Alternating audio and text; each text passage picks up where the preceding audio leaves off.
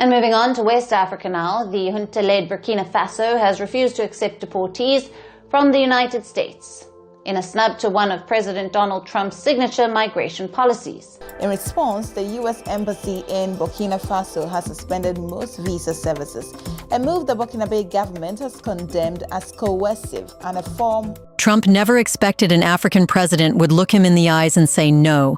That's because he has built an image, a man who punishes so brutally that no one dares to resist him.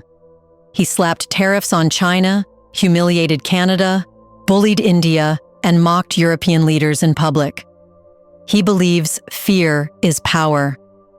But this time, that illusion cracked.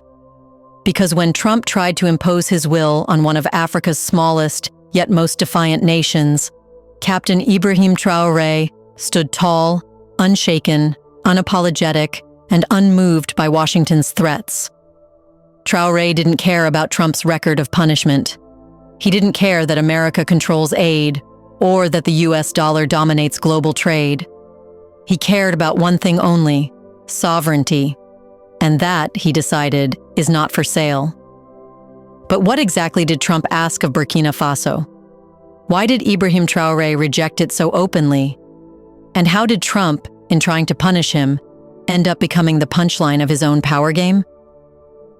In this video, let's find out.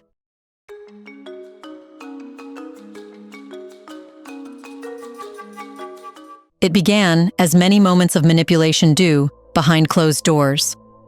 A letter, a meeting, a polite diplomatic request wrapped in polished English, what Washington called a migration arrangement. On the surface, it sounded harmless. The United States asked Burkina Faso to accept a group of deportees being expelled from America. Nothing more, nothing less.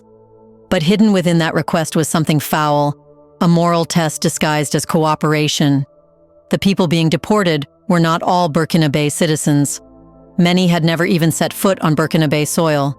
They were men and women from Latin America, Asia, and other parts of Africa, people the US simply didn't want to deal with. The message behind the request was clear: you take them. We don't want them here. It wasn't about immigration control, it was about convenience. America, the same country that lectures the world about human rights and shared values, wanted to export its migration burden to Africa, as if the continent were an open landfill for the world's unwanted. But the request landed in the wrong capital, at the wrong time, under the wrong leadership.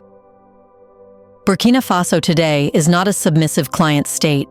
It is a nation reborn under Captain Ibrahim Traoré, a soldier who replaced political obedience with patriotic defiance.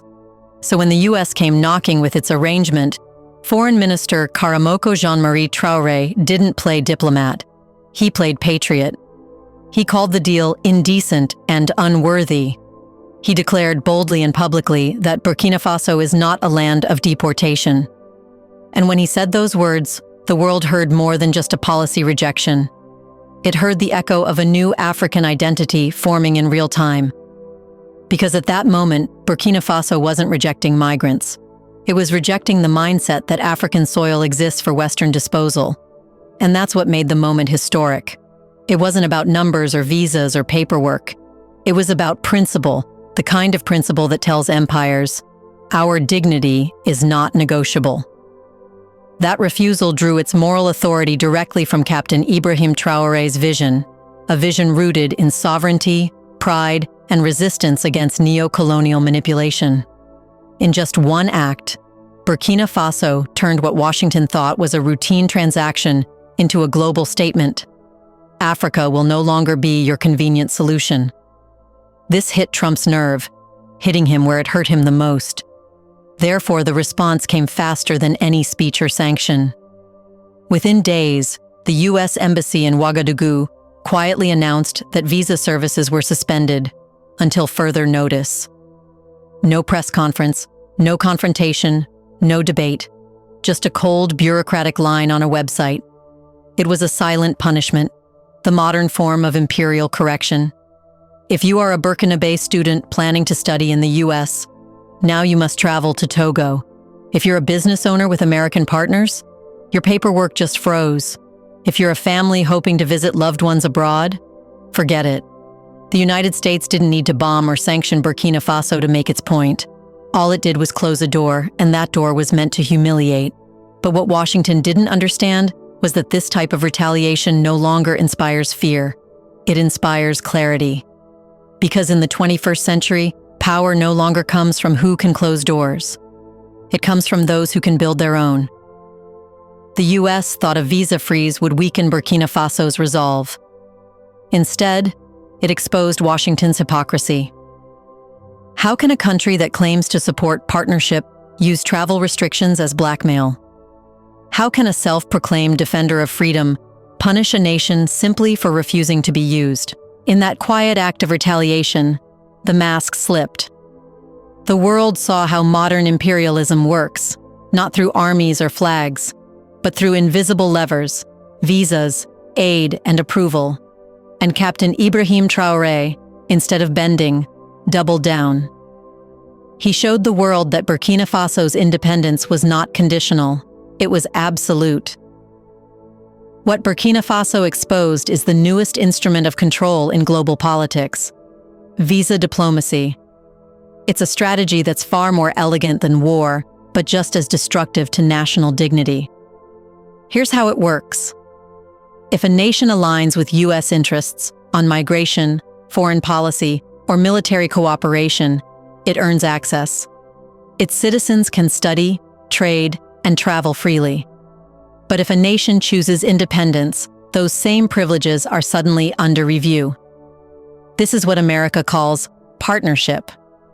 But in truth, it's a conditional friendship that expires the moment you disagree. In the last few years, Washington has signed what it calls migration cooperation agreements with several African nations, including Rwanda, Eswatini, Ghana, and South Sudan. In exchange for quiet favors and security aid, those countries have agreed to host deportees from the US, even those who are not their nationals. These deals are never discussed in parliaments or voted on by citizens. They happen behind curtains, wrapped in sanitized terms like humanitarian coordination. But strip away the vocabulary, and the reality is plain. The US is outsourcing its deportations. It is relocating the moral and logistical burden of its broken immigration system onto African soil. The same West that preaches human rights is the same West shipping refugees and exiles from Latin America and Asia to African nations with fragile economies, nations expected to smile while absorbing other people's crises. That's not cooperation. That's coercion, and Burkina Faso's refusal tore the mask off that hypocrisy. When the US realized it couldn't buy silence from Ouagadougou, it resorted to intimidation. But even that failed, because what Washington didn't expect was that one African nation's courage would resonate across the continent, from Bamako to Niamey to Conakry, inspiring others to question their own silent compliance. Before we continue further, tell us, are you enjoying the video? If yes, please like and share the video and subscribe to our channel to watch more videos on Black Africa. Let's continue now. You should know that what makes Burkina Faso's defiance extraordinary is not its scale, but its meaning. This is a landlocked country with limited resources, still battling security challenges, yet it stood firm against the most powerful nation on earth. In a world where leaders trade dignity for dollars, Captain Ibrahim Traoré chose the harder road. His foreign minister's statement that the deal was contrary to the essence of Captain Traoré's vision was not just political rhetoric. It was a moral declaration. It tied diplomacy to character, leadership to principle. Burkina Faso's message was clear and simple. We are not the world's dumping ground. We are a sovereign nation. And when Washington closed its doors, Burkina Faso opened its own to Africa. It abolished visa requirements for Africans, welcoming brothers and sisters from across the continent. No walls, no bureaucracy, no restrictions. That is Pan-Africanism, not as a theory, but as a living practice. While the West weaponized visas, Burkina Faso turned them into symbols of unity. While the US isolated, Burkina Faso integrated. That contrast tells the world where the true moral authority lies. Because one nation preaches partnership but punishes independence, while the other practices solidarity without conditions. In a single gesture, Captain Traoré redefined what it means to be African in the modern world. It was to lead not by permission, but by conviction.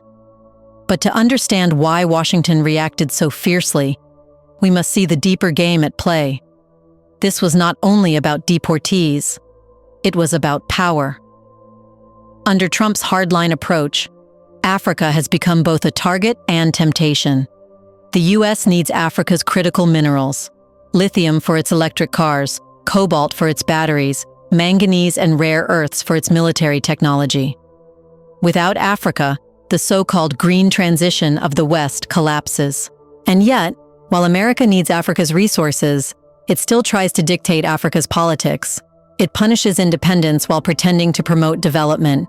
It talks about shared prosperity, but treats equality like a threat. That's why the visa suspension wasn't a small bureaucratic move.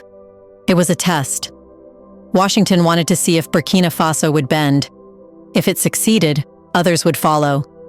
But if Burkina held its ground, it would expose a frightening truth for the West: that its era of unchallenged influence in Africa is ending. Because the irony is brutal. America needs Africa's minerals far more than Africa needs America's visas.